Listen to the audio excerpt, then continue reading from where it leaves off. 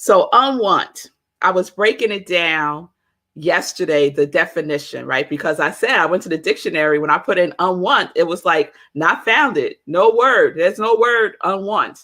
So I was like, okay, I done made up a word, unwanted. And so what I want us to focus on, what I invite us to focus on is the prefix un, right? And so yes, un means not, but it also means release. It means release. A reversal of some station or action. A reversal of some state, not station. A reversal of some state or action.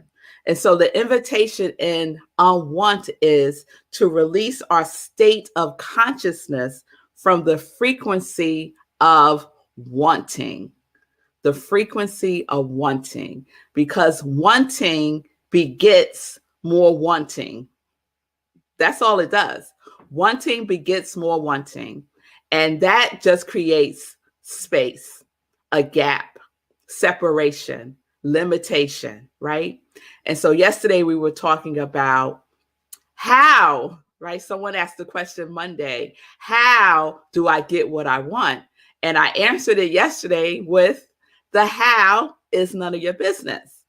The how is God's business. And so what you can do is stay in your lane, right? And let God do what God does. Let God do what God does, right? And we can so look at so many examples in our lives of how it came into being beyond what we imagined it could be, right? When we get ourselves out of the way, right? We are in the experience of who we are, right? I think yesterday I said something like, I don't want to experience what I want. I want to experience who I am. And every time I said, I get like chills. I don't want to experience what I want. I want to experience who I am, right? And we have all declared who we are. And we've been working with that all year long, right? All year long. I am joy. Say, cool, I am abundance. Lindsay, I am kindness, right? We have all declared who we are all year long. Now, do you want to figure out how that's going to happen? I don't. I have messed around in there and it was a hot mess. A hot mess. And it's not always, but sometimes it's a hot mess, right? And sometimes I have this lingering feeling, right? You ever have the experience of knowing that there's more, but you just can't get yourself out the way. You just can't get yourself out the way. Your ego, your limiting beliefs, you just can't get it out the way. And so you get what you get, right? Based on your mental equivalent, based on what you are allowing to flow through, right? Yes, Lindsay, I see you. Yes, let's let go of wanting and replace it with flowing. So much more fun. Isn't it? Isn't it though? Isn't it though? So yes, unwanted. So I was doing my spiritual practice this morning, and sometimes I get the download, or my intuition is like on like blast, and my intuition was on blast this morning for Psalms 23, very popular verse in the Bible, very popular Psalms. And I said, okay, I know it by heart. I said, well, okay, I'm going to go and get my Bible and act like I don't know it. So I did that. And what's the first verse in Psalms 23? The Lord is my shepherd. The Lord is my shepherd. I shall not want. I shall not want. Right? Right there in black and white. The Lord is my shepherd. I shall not want. So what does the shepherd do? The shepherd leads the way, right? The shepherd protects. The shepherd guides, right? The sheep want for nothing because the shepherd's there, right? So I shall not want. I shall not want. It's very powerful to sit in the meditation of that. Just that one verse. The Lord is my shepherd. I shall not want. So that was my meditation this morning, and it was delicious. It was delicious. So yesterday, towards the end of SIP, someone, I think it was you, Ron, put into the comments, what we want may be totally wrong for us, right? And so I said I was going to answer that question today. And then I realized, well, that's not really a question. What we want may be totally wrong for us. It's more a statement. So I'm going to turn it. What we want is not always what we need. Oh, you switch it up now, Ron. You switch it up. But we're going to go with, we're going to both have the same answer. Both have the same answer, right? So what if what we get is totally wrong for us? Or what if what we get, we don't need, right? Based on what you just put into the comments, right? That's interesting to me because it's one of those, it's a what's the word? I can't think of the word. But ultimately, this is what it is, right? What if we get what we want and it's totally wrong for us? Is that possible? To get what you want and it be totally wrong for you. Is that possible? Some say yes. Some say no. Some say, I don't know. I don't know. Right? So this is my perspective, right? I'm just offering my perspective. I could think about many experiences in my life where I got what I thought I wanted, and the experience I had of it was wrong. I judged it as wrong as I was going through it, right? If I step back from myself, and usually some time has gone by where I'm not in the full-blown emotion of it, I could have the perspective that this was for my highest good. Takes a lot of deep breathing. This thing that hurt me so bad, this experience that brought me to my knees, was for my highest good? I don't think so. But guess what? It is. Because 100% of the time, I learned something from it. 100% of the time, I received something from that experience that I wasn't even conscious of needing. I wasn't conscious that that was what I needed, not what I wanted, what I needed, right? So this is the dynamic that I want us to, every time I say want now, I'm like, want? No, we don't want. This is what I would like for us to consider, right? What we're really talking about is a law. And the law that we're talking about is the law of cause and effect. So when we get what we want and we think that it's totally wrong for us, we are focused on the effect. We're focused on the form of it, right? We're focused on, let me give an example. Relationships, right? I think most of us can relate to relationships. So I want a relationship. Let's just say that I want a relationship. That's what I want. I want to be in a relationship, right? At the level of cause, what's at the level of cause? Our subconscious mind, our subjective is at the level of cause. All of our beliefs, all of our habits are at the level of cause. All of our memories, all of that is part of the creative process, right? I want a relationship, right? Part of my limiting belief is I am not worthy, right? Or I am not lovable, or I am not enough, or I am not safe. It's usually one of those four, right? I want a relationship. And I go out and I get me one, right? And it is wrong for me. That relationship is wrong for me. But is it really? Is it really?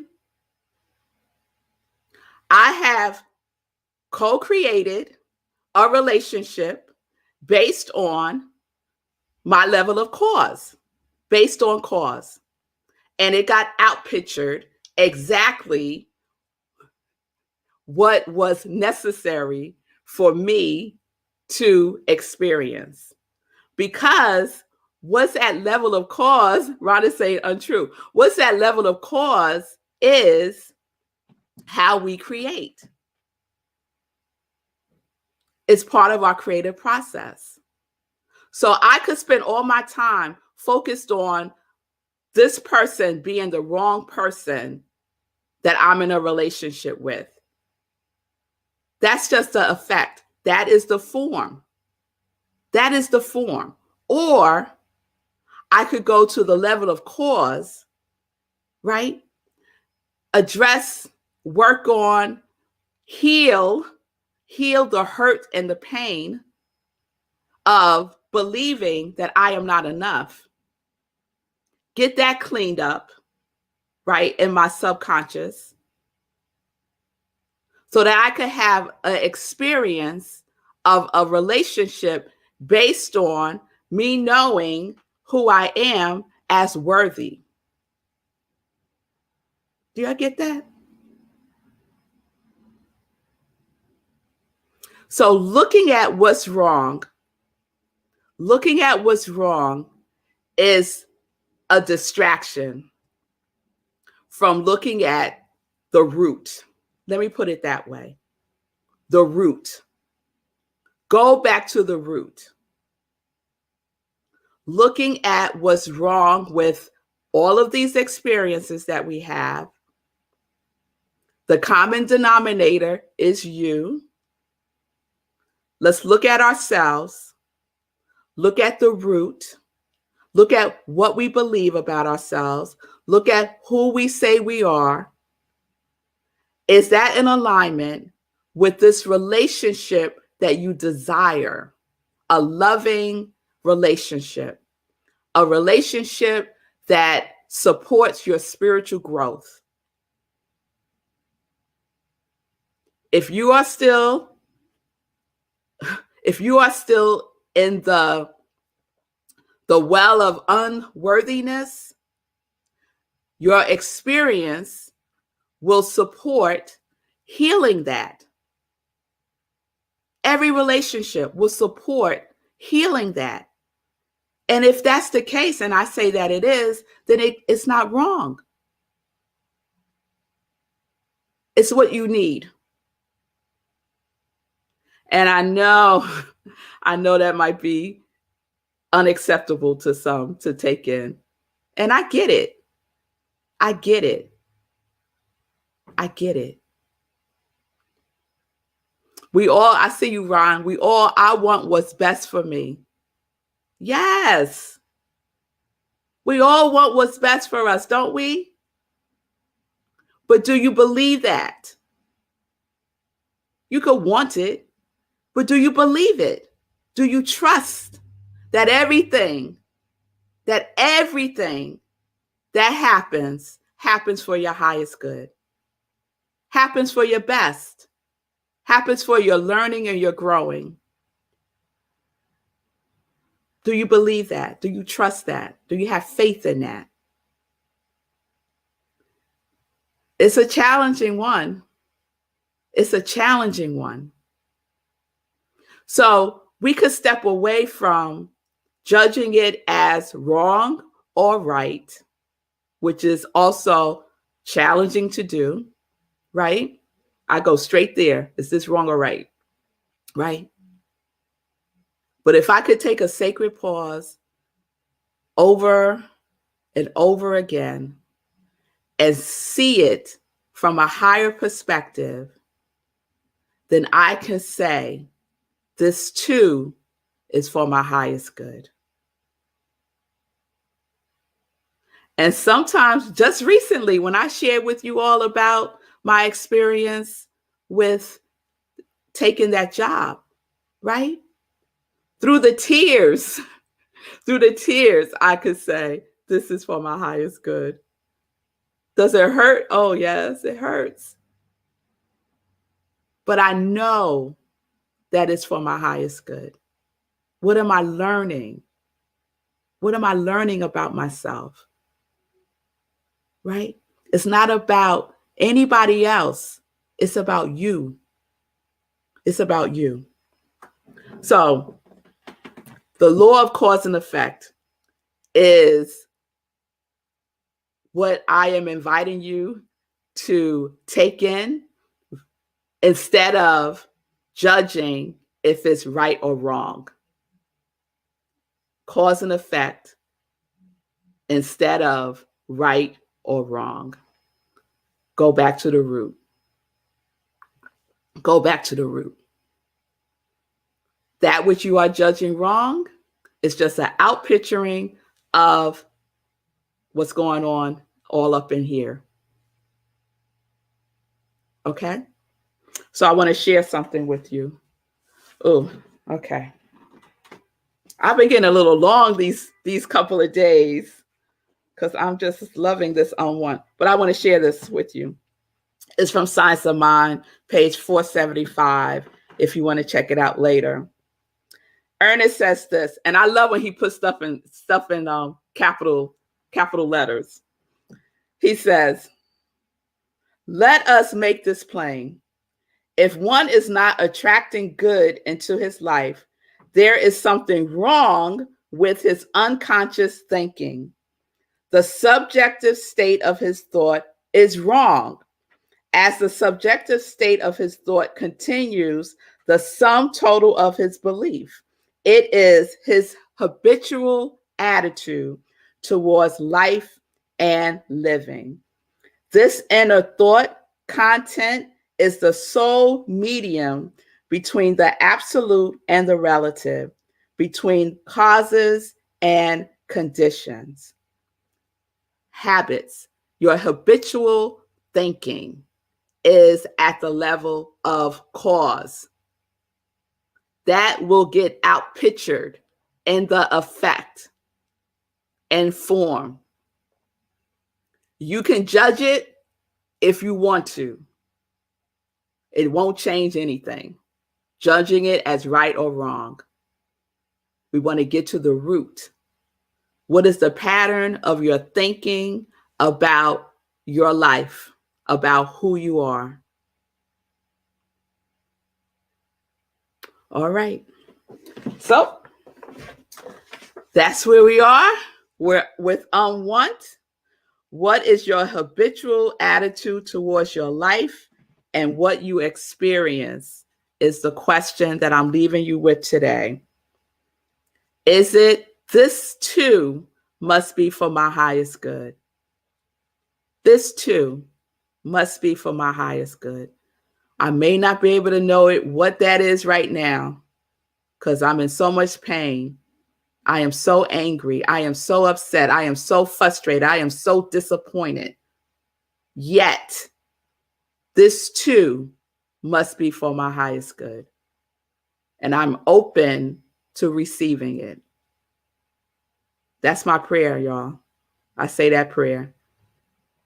All right. A couple of minutes. Let me check in with Sekou. I've been pushing it. Yeah, we've been pushing it. Yeah. So I don't really have a lot to say. Just that what you talked about today is challenging. It takes practice. You have to practice saying, yes, this thing that happened was awful, but I know it's for my highest good. You got to practice that, because that's not the knee jerk. That's not the knee jerk reaction, is it? So you got to practice that. And maybe that's it. Maybe that's it. You know, it's not. Oh, you know what? One more thing. When I was on my run this morning, I was listening to my motivational things, and this guy said, what doesn't kill you makes you stronger, but it doesn't happen automatically. It doesn't automatically make you stronger. You have to reach for it. And so when something challenging happens to you and it involves someone else, and you get caught up in blame and pointing the finger and talking about what shoulda, coulda, woulda, then you don't get stronger, because you're keeping yourself in a space of victimhood. So in the process of saying, yeah, this is for my highest good, you're also claiming your strength, the strength that can come out of that experience. Absolutely.